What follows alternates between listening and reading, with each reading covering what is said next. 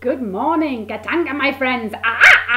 Welcome to Spring in England and welcome to another edition of Stand Up for Jehovah.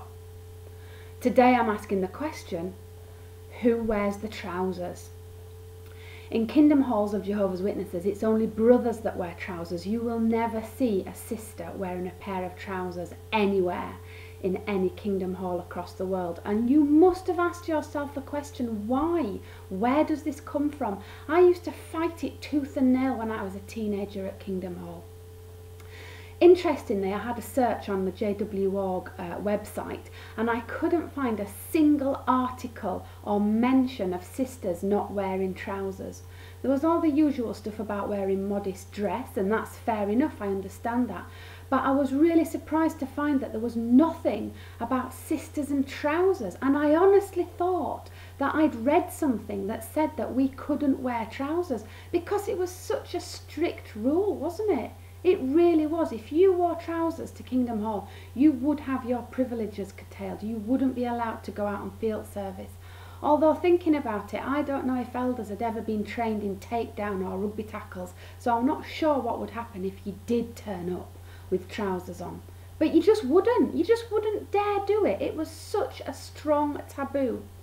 And so I'm wondering, where did it come from? Was it like Chinese whispers? Did somebody say, oh, that brother looks like Jesus? And then the next one goes, oh, that sister looks like Moses. And then the next one goes, sisters can't wear trousers. And there you have it. A rule has been spread across the Jehovah's Witness kingdom based on not a single article written down, not a single word put to print that says you can't wear trousers. I think it's because the phrase, who wears the trousers, has the connotation that somehow that you're the boss, doesn't it? We all used to say at Kingdom Hall, like look at an elder and his wife and go, oh, we all know who wears the trousers in that house, don't we? And that meant she was the boss, she made the decisions.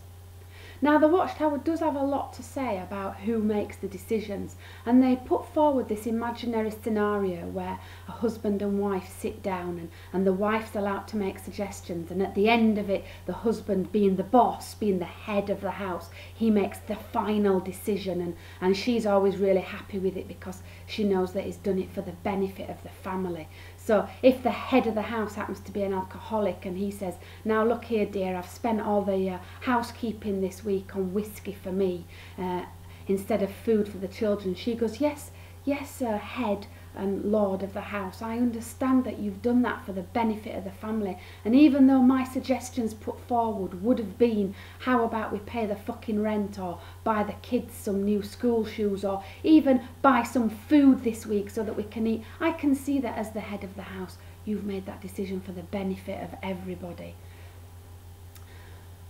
However, not every head of the house was an alcoholic. I'm prepared to accept that. So I used to think, what are all these serious decisions being made? When I was a kid, I used to think, is there some kind of family decision-making meeting that happens after I've gone to bed? Once I'm put into bed, mum and dad sit down and mum puts forward a range of suggestions, and then dad picks one, and then everyone goes, oh yes, I'm really happy with that because you're the head of the house. And then I wake up in the morning and all the decisions have been made and life goes on as normal. And the other thing I used to wonder was, what are these really weighty, serious decisions that the head of the house is always having to adjudicate on that I don't know about? And I quite looked forward to getting married because then I could take part in these family committee meetings where the head of the house would make these decisions over me because he was more intelligent and sensible and wise than me. So when I got married at the age of 12 or 13, being a good Jehovah's Witness, I was real excited, wondering what was going to happen. And do you know what? I just realised this model of headship, I don't recognise it at all. It just didn't happen. We never sat down and said, oh, where shall we live? And I put forward a range of options and then he picks one. We're just like, you know, shall we live here? No, we can't afford it. Shall we live here? No, it's shit. Shall we live here? Yeah, it's not very shit, but we can afford it. Nobody had the final say. You just make those decisions without anyone being the boss. Maybe there's other decisions. Maybe it's not where you live. I don't know. again, I struggled to think, what were these weighty decisions being made? Where shall we go on holiday? Shall we go to America this year? No, we can't afford it. Don't be stupid. Shall we go to, oh, I don't know, France? No, the French hate us. They spit in our food. We're not going there again. Shall we go camping again like we did last year? Yeah, because we can afford it, and your mother-in-law's got a caravan down at Bude. Nobody has the final decision. It just happens. I have never in all my life recognised this model of decision making that the society put forward. Now, if I didn't know better, I would think that all that guff being written in the magazines about the man being the head of the house had been written by people who'd, I don't know, never had to get a job or buy a house or pay the bills or raise children or even got married. But there you go. So, who wears the trousers?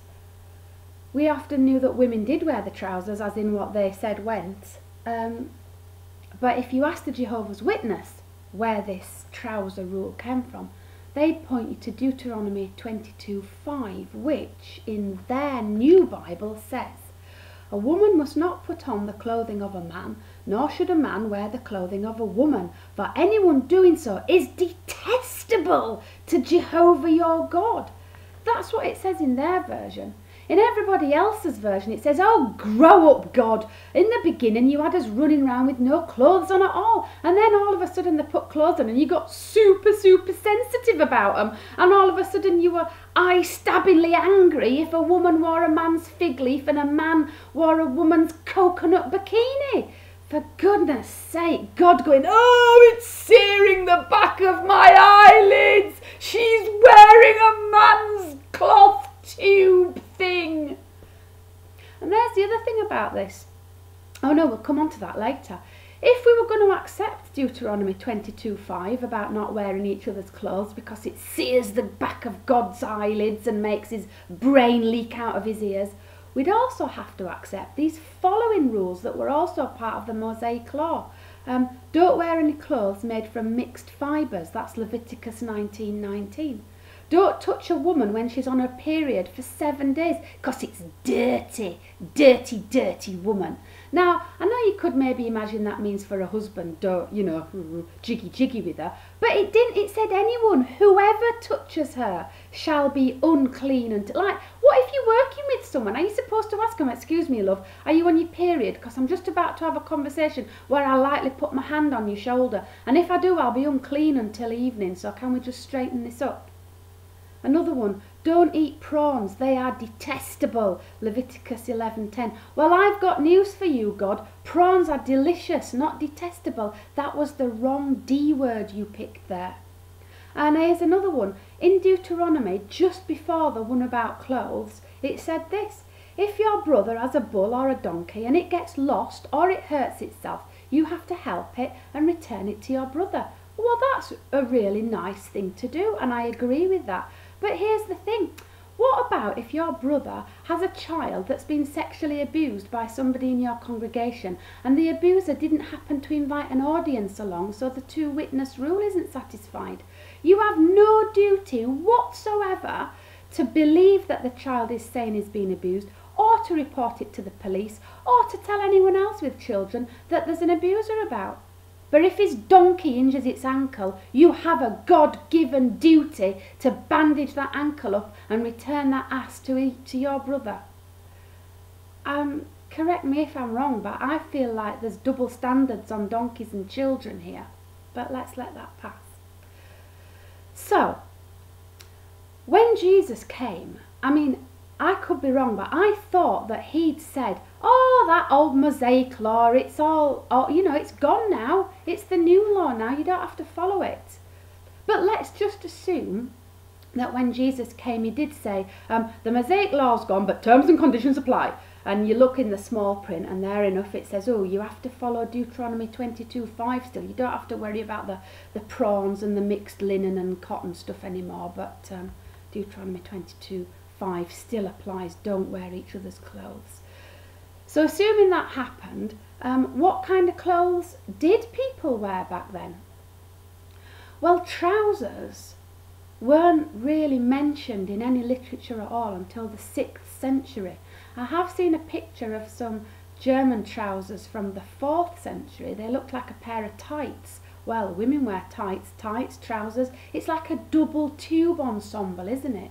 What did they wear back then when that Deuteronomy law was written?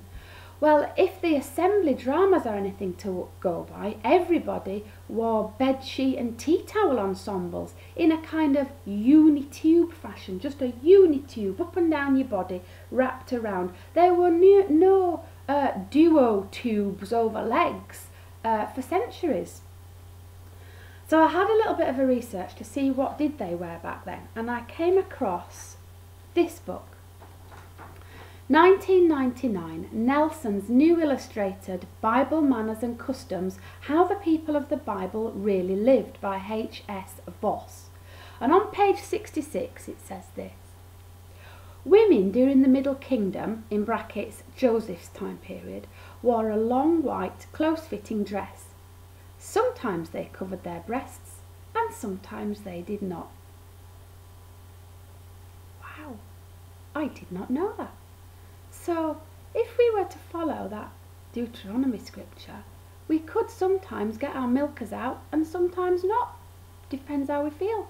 Depends what the weather's like, I'd suggest. It goes on, servant girls wore only a skirt or a white apron while working. Apron to me indicates bottom half, but we'll let that pass.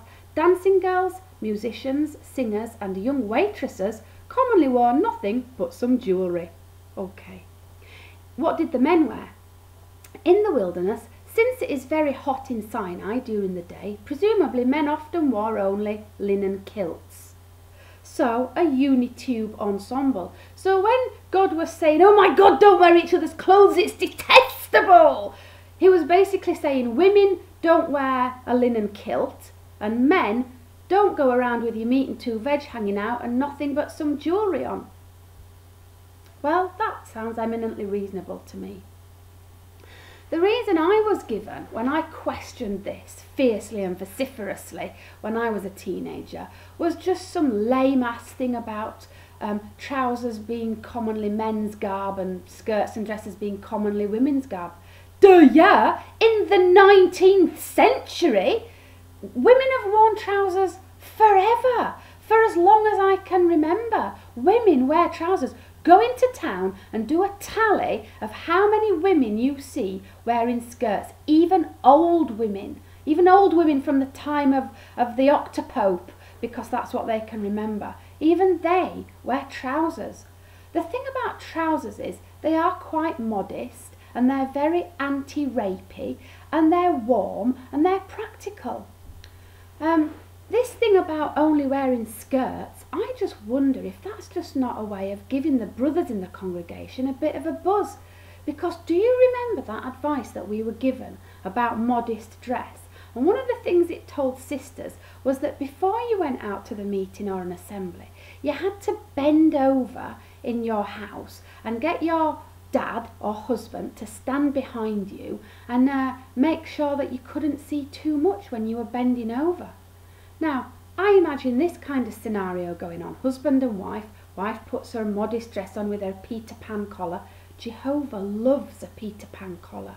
In the new system, when Sharia law's reintroduced, all sisters will have to wear Peter Pan collars. They're really modest, right up here. So, back to my scenario, husband and wife. Wife's got her Peter Pan collar on and her lovely skirt. And what she has to do is bend over in front of her husband and he has to stand behind her and say whether he can see anything untoward or not for when she's outside in the public eye. And I think really this was the Octopope's gift to brothers. He's going, oh, I'm not sure, love, just bend over a bit further. Yeah, bit further, yeah, love, I'm nearly falling over it. Just hold it there a minute, hold it there, I can't quite see. Oh, no, you're fine, darling, off you go. Was that not a bit of a gift from the Octopope? So, in summation, double tube ensembles, not good, makes Jehovah's brain bleed out of his ears. Single tube ensembles for sisters, good. What a load of bollocks. And thank you for listening to another episode of Stand Up for Jehovah.